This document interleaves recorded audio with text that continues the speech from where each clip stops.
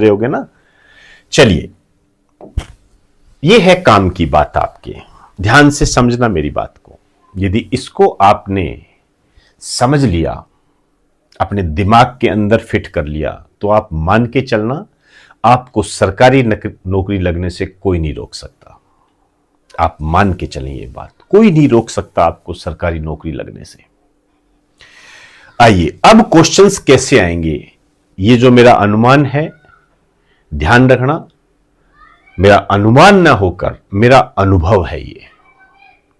हां, इसमें मैं आपको ये छूट जरूर देता हूं और आपका अधिकार भी है। आप इसे माने तो माने, ना माने तो ना माने, ये आपकी अपनी मर्जी पर है। उसके लिए कोई जोर जबरदस्ती नहीं है। लेकिन मेरे जो प्रिय स्टूडेंट है वो ध्यान दें, आपको अपने पढ़ने का तरीका बदलना पड़ेगा।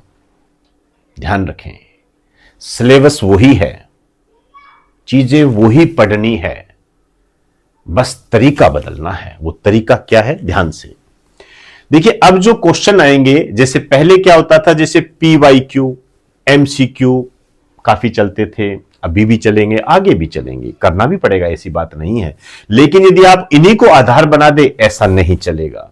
हां, ये जो PYQ है, इसके संबंध में आप ये पता कर सकते हो कि आपके लिए इंपॉर्टेंट टॉपिक कौन सा है। जैसे फॉर एग्जांपल, PYQ में आपने देखा कि महाराणा प्रताप पे क्वेश्चन ज्यादा आ रहे हैं, तो आपको पता लग गया कि महाराणा प्रताप हमें अच्छे तरीके से तैयार करना है। आप ये समझ सकते हो, समझे ना बात को।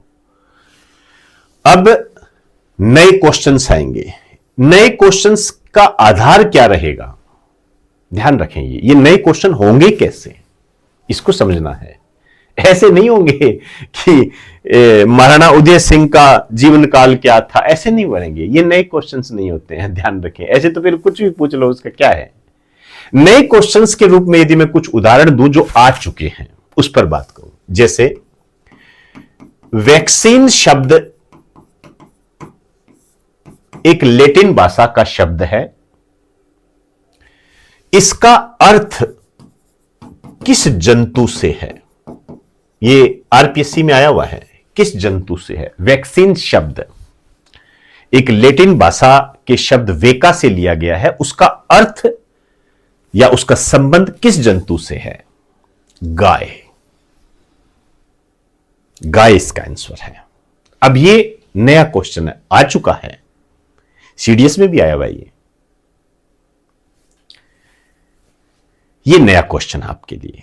अब यदि मैं आपसे कहूं और नया क्वेश्चन कौन सा होगा, तो आपके एक एग्जाम में क्वेश्चन आया था कि महाराणा सांगा के बाद मेवाड़ की गद्दी पर कौन बैठा था।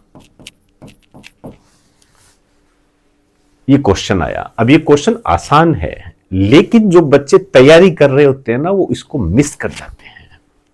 वो विक्रमादित्य की तरफ चले जाते हैं, रतन सिंह को भूल जाते हैं। मैं आपको समझाने की दृष्टि से बता रहा हूं। हो सकता है आपको वो क्वेश्चन, जिस समय ये क्वेश्चन आया उस समय आ रहा हो। मेरी बात को समझने का प्रयास करना। हम 18 साल से पढ़ा रहे हैं, तो हम जानते हैं स्टूडेंट कहां मिस करता है। हम उस कॉमन स्टूडेंट की बात कर रहे हैं। मेरी बात को समझने का प्रयास करना। क्लियर?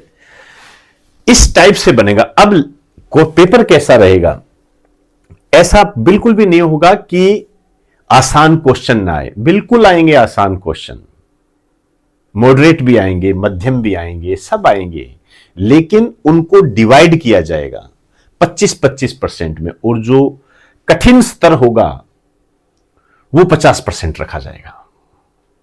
इस तरीके से होगा। अब ये जो कठिन स्तर है, तो आलोक राज जी के कथन को यदि मैं यहां पर लेके चलूं, तो उन्होंने ये कहा है कि स्टूडेंट अपना दिमाग लगाए, उसको पहचाने और उस स्थिति तक वो पहुंचे, उस स्थिति तक पहुंचे। इसका मतलब ये होता है कि आपने जो पढ़ा है उस ज्ञान को वो इंप्लीमेंट कर सके, उसको वो वहां पर लागू कर सके। उनके कहने का अर्थ ये है। तो लेवल कठिन, अब ये कठिन शब्द कठिन है नहीं, कैसे बताइए। देखिए, इसको मैंने 4 फैक्टर में बांटा है। सुमेलित करने वाले क्वेश्चंस आपके सामने, सुमेलित करने वाले समझ गए होंगे आप सारे, जोड़ा बनाना। देखो, इसको आप कठिन कह सकते हो, लगभग स्टूडेंट इसको कठिन कहता है। ये कठिन नहीं होता है दोस्तों, नहीं होता है ये कठिन। आप मान के चलना, यदि आपको एक आता है तो आप आंसर तक पहुंच जाओगे। एक, मैं तो पेपर देख के बता रहा हूं, यदि एक आता है तो आंसर तक पहुंच जाओगे। अभी एक पेपर हुआ था, उसमें यह था कि यदि आपको यह पता है कि हाड़ौती प्रदेश कौन सा है तो वो क्वेश्चन आपका सही हो जाता। मैं देख रहा था उसको। और यदि आपको 2 सुमेलित करने आ गए तो मान के चलना 95% आपका क्वेश्चन वो सही होगा। तो 95 100 के बराबर ही होता है, ध्यान रखें ये चीजें, उतना ही माना जाता है, ये माना जाता है, ध्यान रखना। तो ये क्वेश्चन टफ नहीं होते हैं, ध्यान रखें। कथन कारण, हां, इनमें आपसे जरूर वो डिमांड करता है कि आप कितना एनालाइज कर पाते हो और किसी घटना को अन्य तथ्य के साथ कैसे जोड़ पाते हो। यह आपकी प्रैक्टिस पर निर्भर करता है। इस पर मैं आपको जरूर कह सकता हूं कि आपको तैयारी करनी चाहिए, ऑब्जेक्टिव सोल्व करने चाहिए। यहां पर आपकी गलतियां हो सकती है। यह वो पिलर है जिसे आपको समझना पड़ेगा, जिसे आपको जानना पड़ेगा।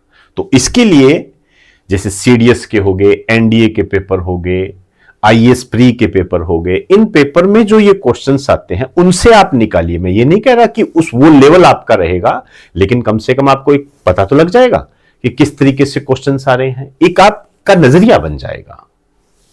ये आपके लिए चैलेंजिंग हो सकते हैं।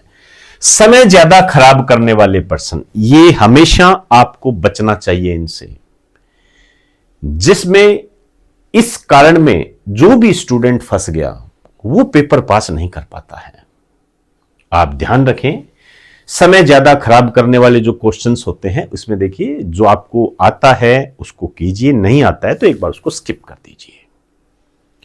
जब इस टाइप का क्वेश्चन आता है उस टाइम कट ऑफ बहुत कम जाती है। कितने सही है, एक ये चेंजिंग आपके लिए चैलेंजेस साबित होगी। ये जो चेंजेस है चैलेंजिंग होगा।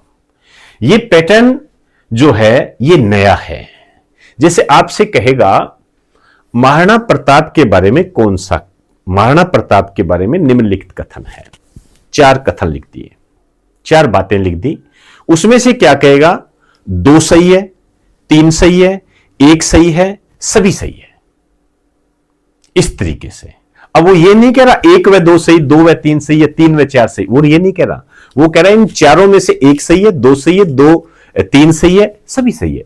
आप समझ गए होंगे इस क्वेश्चन के पैटर्न को। ये क्वेश्चन जो है आपसे ये डिमांड करते हैं कि आपने उसको कितना एनालिटिकल तरीके से पढ़ा है और कितना गहराई के साथ उसका अध्ययन किया है, उसकी मुख्य विशेषताओं के आधार पर। ध्यान रखें ये चीजें। तो ये सारा पैटर्न आपके पास में है। तो ये जो मैंने आपको बताया आपके लिए चैलेंजिंग हो सकता है, लेकिन इससे निपटना एक रणनीति के तहत होता है, एक रणनीति के तहत। और यहां मेरा अनुभव जो है, मैं आपको बता दूं कि इन सब स्थितियों से यदि कोई आपको बचा सकता है तो वो बचा सकता है